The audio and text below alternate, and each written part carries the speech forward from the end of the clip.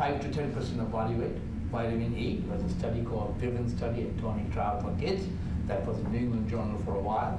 And pioglitazone, about 30 to 40 milligrams. Remember, this pioglitazone has to be given when the hemoglobin A1C is over 6.1. Otherwise, they'll have hypoglycemia. You are in trouble. These are the trials. I looked into it. So ursodeoxycholic acid, they thought inhibits NF-kappa B, which is the end product of TNF-alpha. By Keith Litter and Mayo Clinic, there's nothing to look into. Remember, primary endpoint is not ALT normalizations. ALT could be normalized. So the secondary endpoint is fibrosis. They looked into that module of fibrosis. If you can reverse the fibrosis, that means there's no cirrhosis, no cancer, no transplant, right? So that's the whole thing. So now what happens here? Vitamin E, there's so many trials, Levine and Arun and Steve Harrison in Texas. So look into it. It really lowers the TGF-beta inhibitions and antioxidant. That study in New England Journal not only normalized the ALT and looked into long-term, it can recede fibrosis, not completely.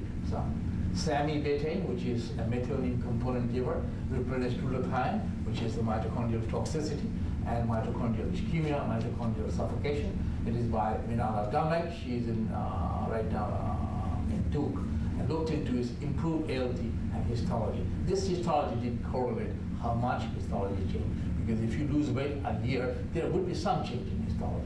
Orlistat, that's altogether, is from Israel, improved on the ALT, nothing to do. Pentoxifilin, you saw the study by New England Journal too, Paul Adams, very small cohort, did not do any histology. So all the trials you see impacted one pivotal trial, which is huge, vitamin E so far. Silymarin, which is an antioxidant by Vizito in France, looked into everybody looked into the improved ALT. Alpha lipoic acid, it lowers the ROS, and that lowers mitochondrial toxicity, that lowers TGF-beta, and I have the study showed, reduced TNF-alpha. They looked into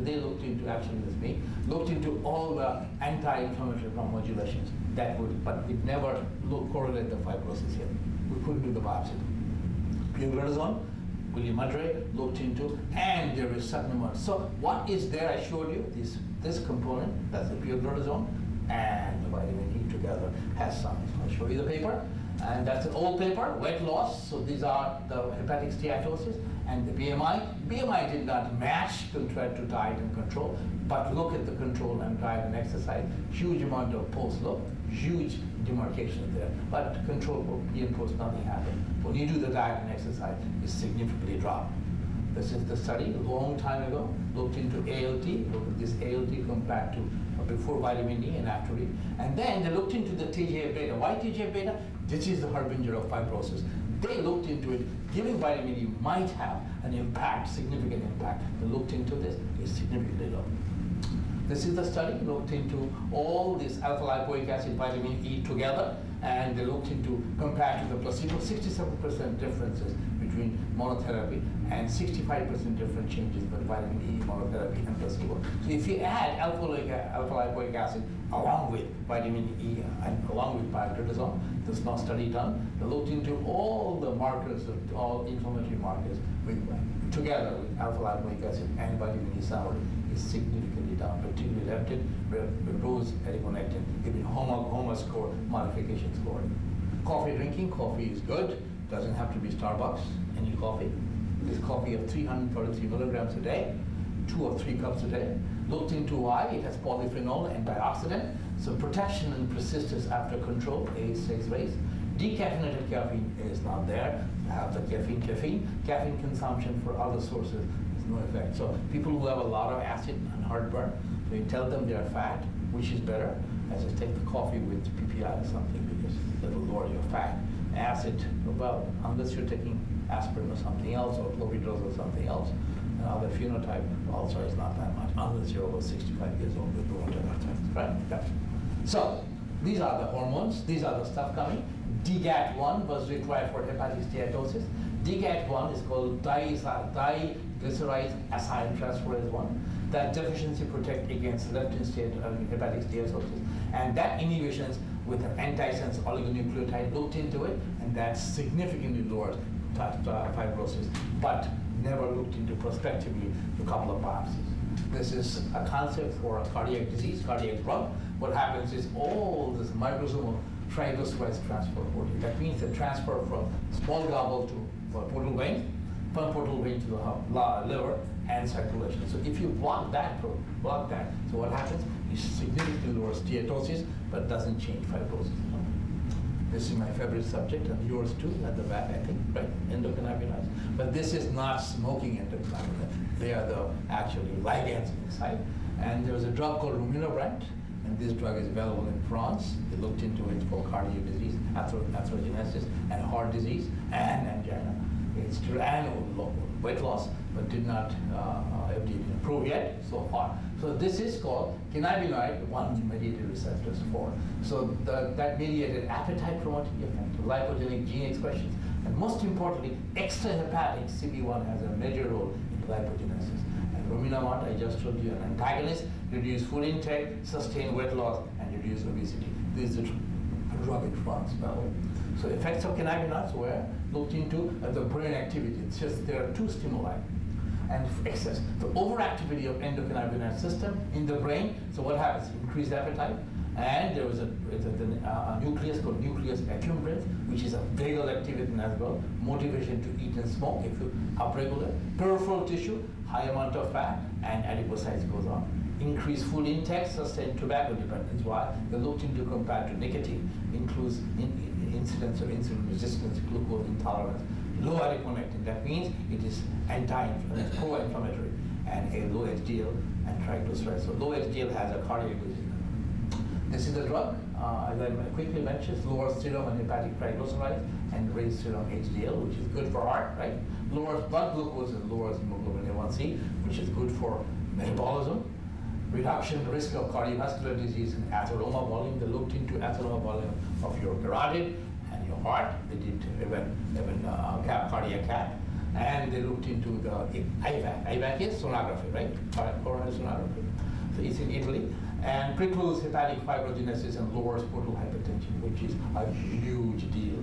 There's a chapter, which is the chapter called ATP. 3 years ago, look up endocannabinoids and liver disease. I wrote the whole chapter. This is going to be in Zakim and Boy's textbook in 2 years. So it is a great subject. And that doesn't mean that you have to smoke weed. Okay? I didn't say that. But that's the future of science. So look into it. In future, what's happening? There's so many drugs coming in. This is out for PBC. Fatty acid binding molecular called aramacol. It's coming so fast track. Dual inhibitors of 2 cytokines.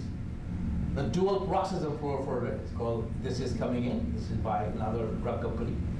And anti-lysyl oxidase, simtuzumab, which is an anti-fibrotic thing. Apoptosis signaling kinase, GS, gelatin inhibitors, and this is estrogen. That to lower the cholesterol with both the statin. So these are the drugs in the future. So what happens? NAFLD, NASH, all these areas they are blocking. That means it's not a one drug.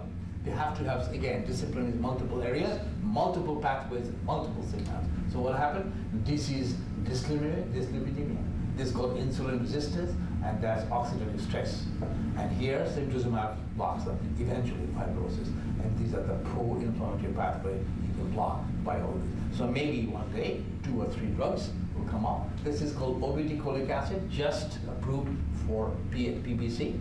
I'll show you the trial. And this is the trial called FLINT. And this FLINT will look into the placebo.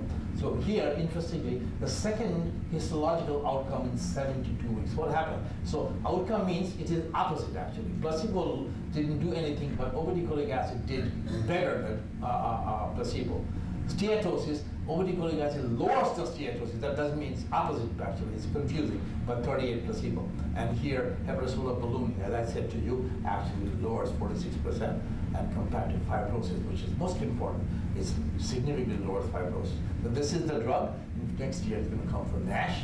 Another trial called FLINT looked into the meat and potato. So it's 25 milligrams a day, or whatever, it's about over 100 people. We'll look into what? This is the primary endpoint, histological improvement, worsening fibrosis decrease over NASH 2 points, and histological response. So that's the meat and potato, which is eventually the eventual paradigm. I mean, eventually it's fibrosis and cirrhosis and cancer. It lowers 45% compared to this size. clinical trial, good and bad, whatever they looked into it.